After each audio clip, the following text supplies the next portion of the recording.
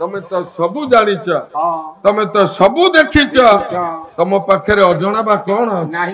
तमे तो अंतर्यामी समस्त मन कथा तमे जानी पार समस्त हृदय इच्छा को तमे जानी पार हे प्रभु मो जीवन रे मो जानिबा भितरे मु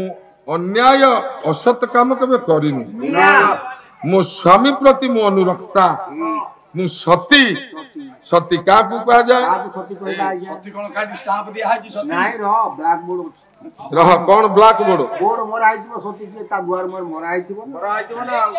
तम तम घरे जो तमरो जो पत्नी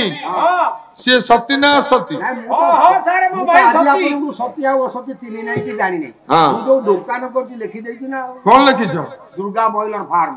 मु सेही दुकान मु लिखि देछि नहीं नहीं तम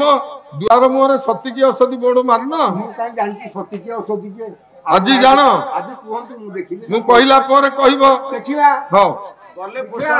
सती कहंतु ओडिया साहित्य निच्छक ओडिया पुओ स्वभाव कवि गंगाधर मेहर जाति रे तंती जन्म संबलपुर जिला बरपाली बरपाली गाँव रो पुओ तंत बुणु बुणु सप्तम माइनर पाठ पढ़िछि किंतु जो काल जाई काव्य कविता छंद लिखि जाइछि एमए कोर्स रे पिला माने पीजी करूछन कवि स्वभाव कवि गंगाधर मेहर नारीर सती नारीर सतीत्व को तर्जमा करबा पाई बंगला श्री राग गोटे छंद काव्य प्रणय बल्लरी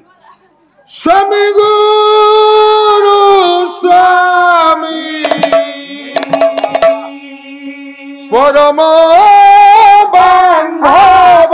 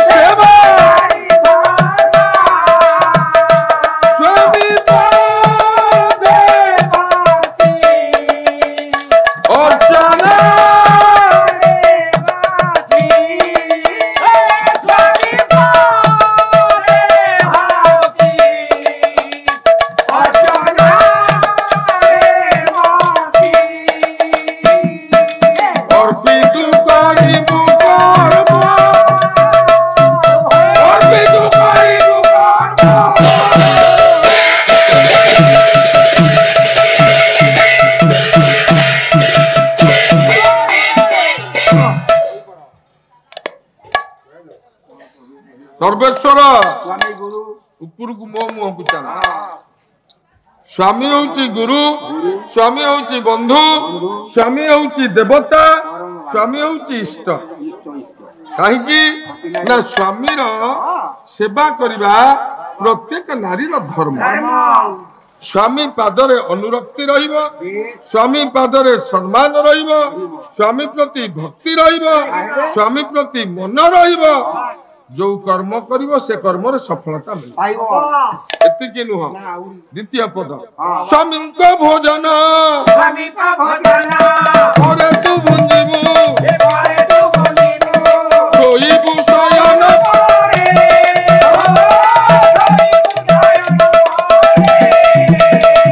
स्वामी को निद्रा से जीवे पूर्वरु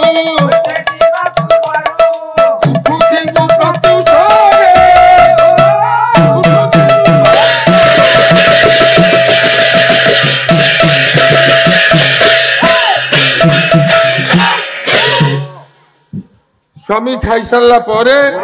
सती नारी कर्तव्य से खाइब स्वामी शोई सारा सती नारी घर नित्यकर्म समापन कर निदरे शोइब स्वामी खाई सारिले स्वामी शोइबे स्वामी शोई साइला परे स्त्री शोइब स्वामी शोइचंती ता परे गोटे बेडशीट पार दबो ता परे स्त्री शोइब मदन सुंदर एते बुद्धि को दिन तू हला आपण कहिले पा स्वामी शोई साइला परे स्त्री शोइब स्वामी शोई सारिला उत्तारू ଉତ୍ତାରୁ ଆରେ ପରେ ଅର୍ଥ ଉତ୍ତାରୁ ନା ବୁଝିହେଲାନି ସ୍ୱାମୀ ଶୋଇ ସାରିଲା ଉତ୍ତାରୁ ସ୍ତ୍ରୀ ଶୋଇବ ହେଲା ସ୍ୱାମୀ ଖାଇ ସାରିଲା ଉତ୍ତାରୁ ସ୍ତ୍ରୀ ଖାଇବ କେବଳ ଏତିକି ନୁହଁ ତୃତୀୟ ପଦ ସ୍ୱାମୀ ନିକଟରେ ନାରୀ ପ୍ରତିନିଧି କେବେ ଦେଖାଇବୁ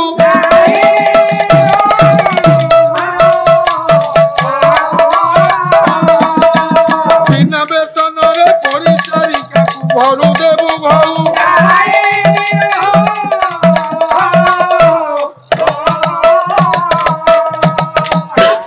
ସ୍ୱାମୀ ପାଖରେ ଯିଏ ସତୀ ନାରୀ ସେ କେବେ ହେଲେ ଅହଙ୍କାର ଗର୍ବ ନିଜର ପ୍ରତିନିଧିତ୍ୱ ଦେଖେଇବ ମୋ ବାପ ଘର ଏମିତି ମୋ ଭାଇ ଏମିତି ମୋ ବାପା ଏତେ ବଡ ଚାକିରିଆ ମୁଁ ଯାହା କହିଛ ସବୁ ଜିନିଷ ଆଣିଛି ଏ ଅହଙ୍କାର ସ୍ୱାମୀ ନିକଟରେ କେବେ ଦେଖେଇବ ଯେ ପ୍ରକୃତ ସତୀ ଆଉ ବିନା ବେତନରେ ପରିଚାରିକାକୁ ଘରୁ ଦେବ ଘଉଡାଇ ଯୋଉ ପରିଚାରିକା ଘରେ କାମ କରୁଥିବ ମାନେ ଚାକର ଚାକରାଣୀ ଯିଏ ଘରେ ଥିବେ ତାକୁ ଘରୁ ବାହାର କରିଦେଇ ନିଜେ ଘରର ସବୁ କାମ କରି ନିଜେ ବାସନ ମାଜି ଆଜିକାଲି ହଉଛି ଆଜିକାଲି ଆଜ୍ଞା କୌଣସି ଜାଗାରେ ନାହିଁ ଆପଣ ଦେଖିବେ ଚାକର ଚାକରାଣୀ ପରିପୂର୍ଣ୍ଣ ଘର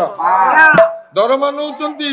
ଆଲସିସିଆନ କୁକୁର ଗ୍ରେ ହାଉଣ୍ଡ କୁକୁର ଯେତିକି ଖାଉଛି ଯେତିକି ଫିଙ୍ଗା ହଉଛି ତମେ ମାନେ ପାଉନଥିବ ଆଜ୍ଞା କ୍ଷୀର ଖାଉଛି କୁକୁର ଛୁଆ ପାଉନି କ୍ଷୀର ଟିକେ ପିଇବା ଆପଣ ଦେଖନ୍ତୁ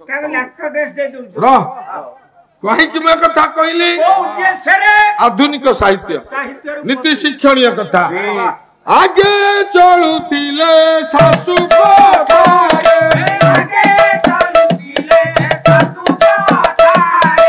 ଏବେ ଚଳିଲେ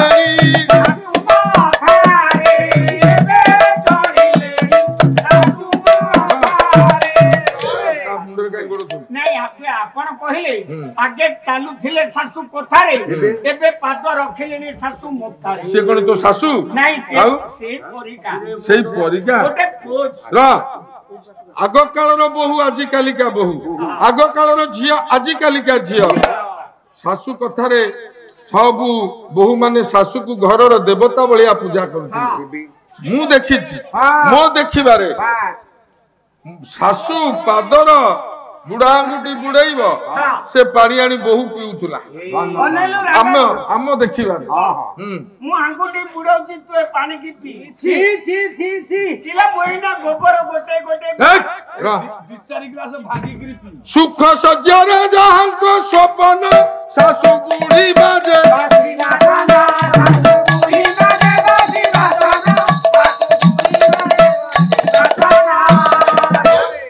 ସୁଖ ସଜ୍ୟାରେ ଯୋଉ ଶାଶୁ ବୁଢୀ ଶୋଇବା କଥା ଯୋଉ ବିଛଣା ଗଦି ଡନଲପ ବେଡରେ ଶାଶୁ ଶୋଇବା କଥା ଶାଶୁ ଶୋଉଛି ଛିଣ୍ଡା ବସିଣାରେ ଆଜ୍ଞା ଯୋଉ ଘରେ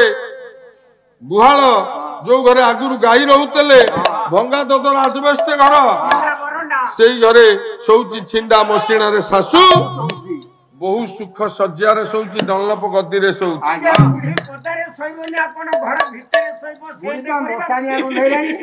ରାତି ନ ପାଉଣୁ